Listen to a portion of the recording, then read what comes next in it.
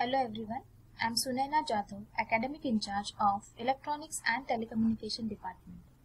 I hope you all are safe and taking care of yourself.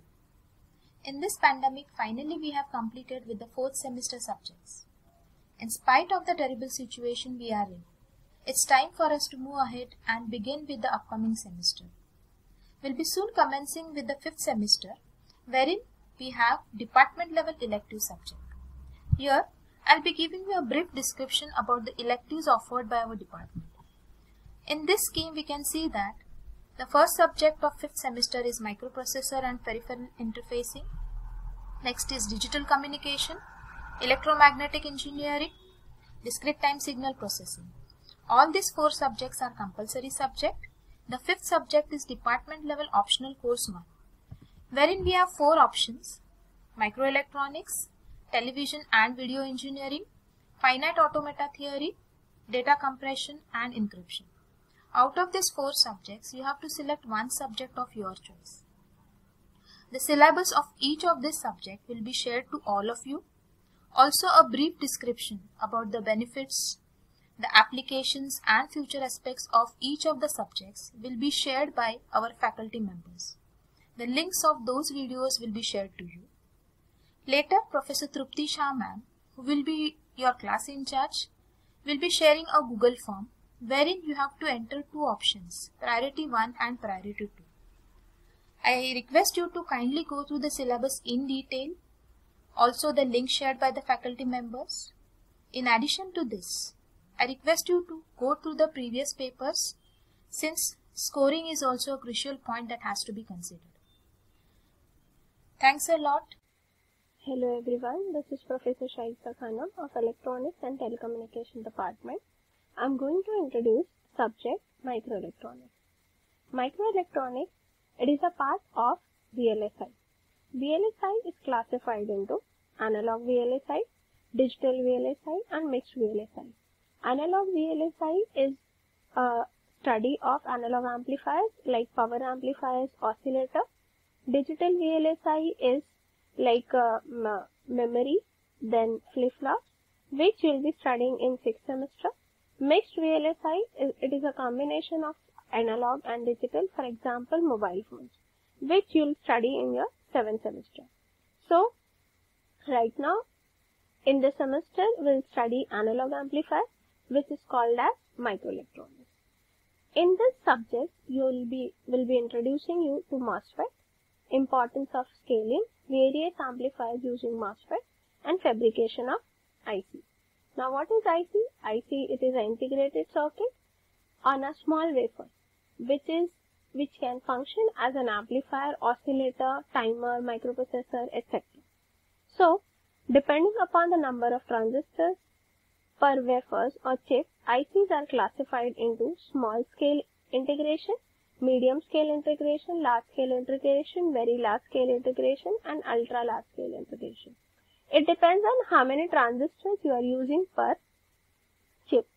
Our main emphasis is on VLSI, as we know that sophisticated and compact chips are available in a market.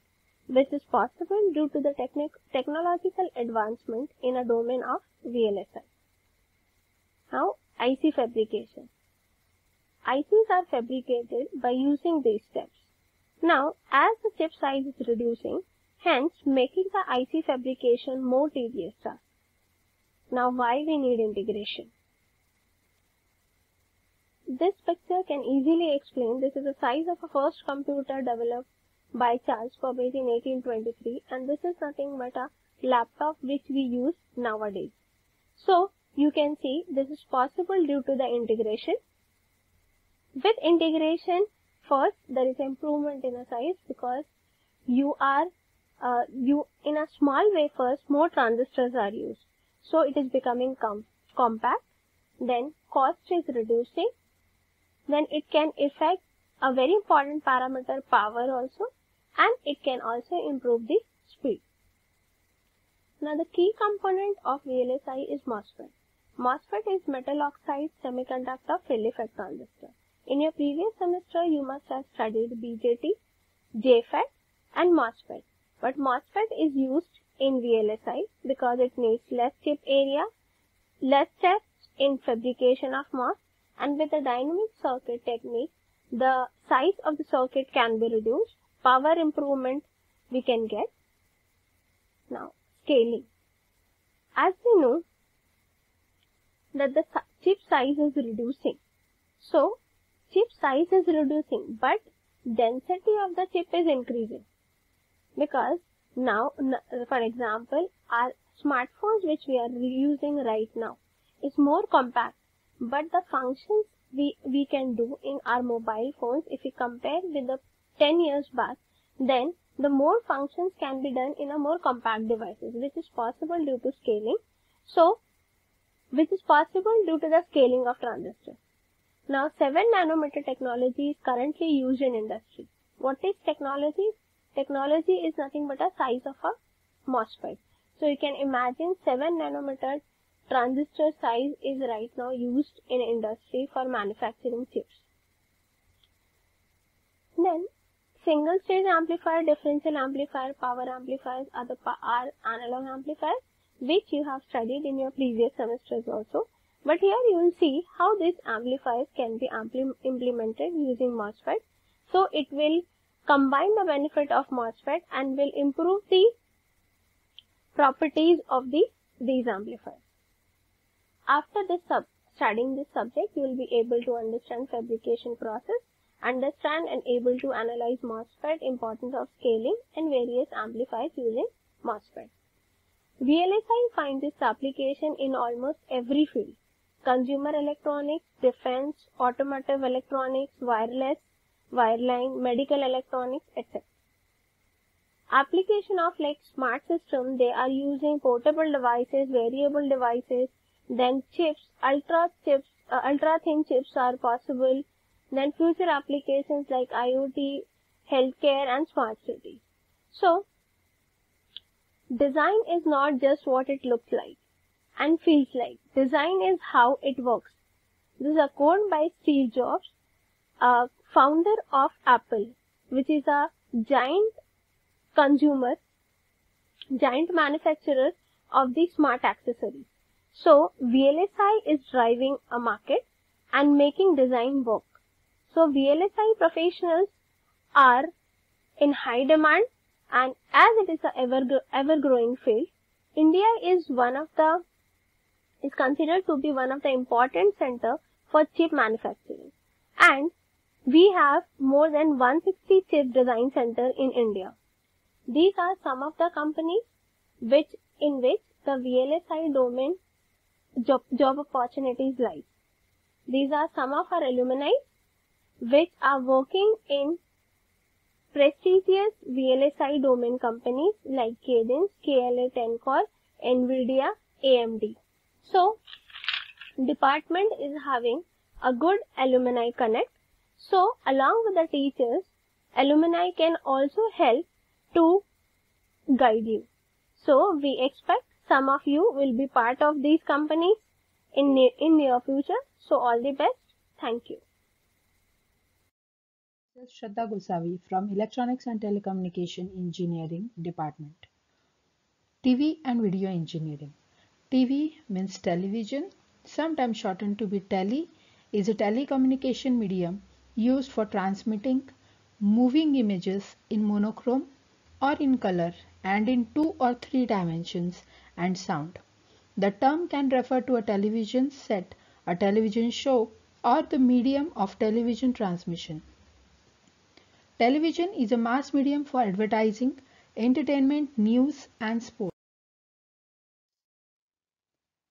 In this subject, we will see the basic details of television system, the evolution of TV systems, and many more. So, starting with the first chapter, Fundamentals of TV System. In this, we will study of transmitter and receiver block diagram of monochrome television. Monochrome means black and white. We will also see different types of camera tubes which are inbuilt in the television system. In this chapter, we will study the color fundamentals used for the color television system. In the color television system, there are various types of system characteristics, that is NTSC and PAL. For the different locations of the world, the different system characteristics are used. In this chapter, we will see the basics of digital video. For many reasons, especially the convenience of remote retrieval, the storage of television and video programming now occurs to the cloud. At the end of the first decade of the 2000s, digital television transmission greatly increased in popularity. Digital television is the transmission of audio and video by digitally processed and multiplexed signals. It is an innovative service that represents the most significant evolution in television broadcast technology since color television emerged. We will also see the basic details of set-top box and satellite television. Satellite television is a system of supplying television programming using broadcast signals relaying from the communication satellites. In this chapter, we will see the advanced digital television systems. Another development was the move from standard definition television to high definition television, which provides a resolution that is substantially higher. HDTV may be transmitted in various formats. Next, we will study the smart TV and its function and the applications of TV system as CCTV. The advent of digital television allowed innovation like smart TVs. A smart television, sometimes referred to as connected TV or hybrid TV, is a television set or set-top box with integrated internet features and is an example of technological convergence between computers, television sets and the set-top box.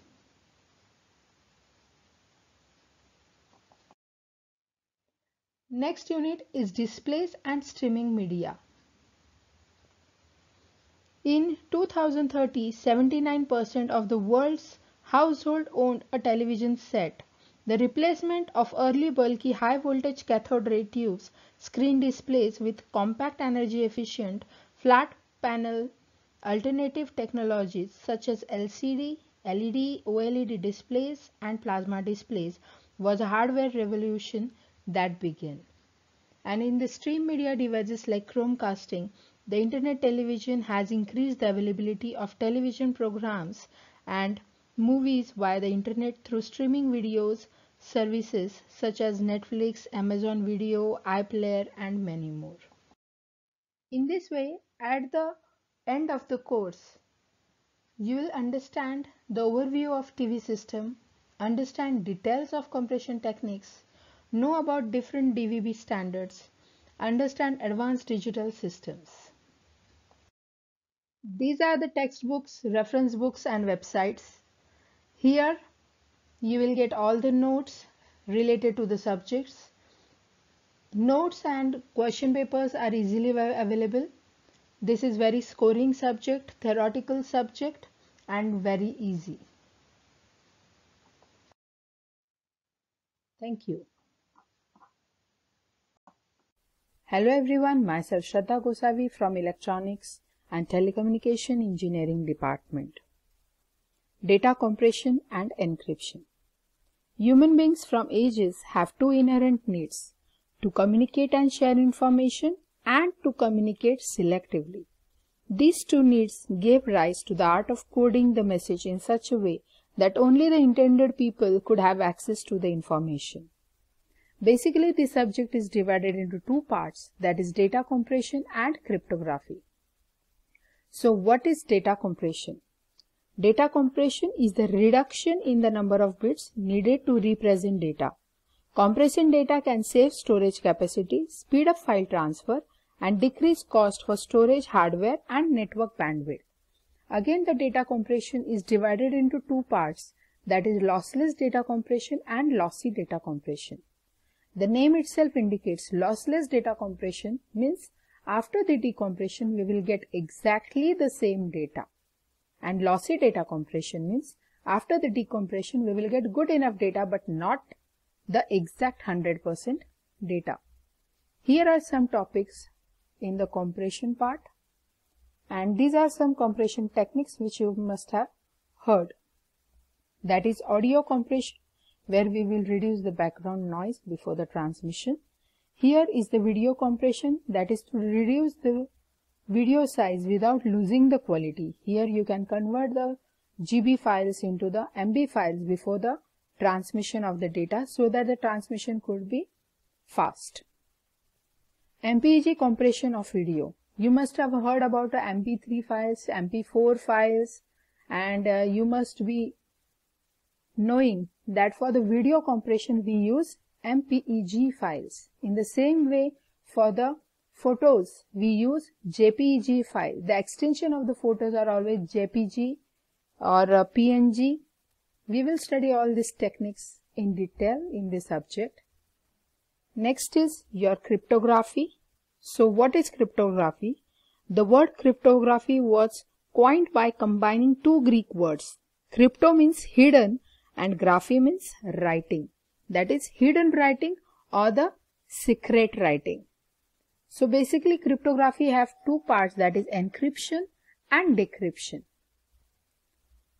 In this we can see the video is there where the sender is there and the receiver is there. Sender will send the text, that is plain text, and he will use some algorithm and convert the text into the secret language, that is ciphertext. The receiver will receive the text, will again convert into the normal text which he can read. That means the receiver will convert the secret language into the normal language.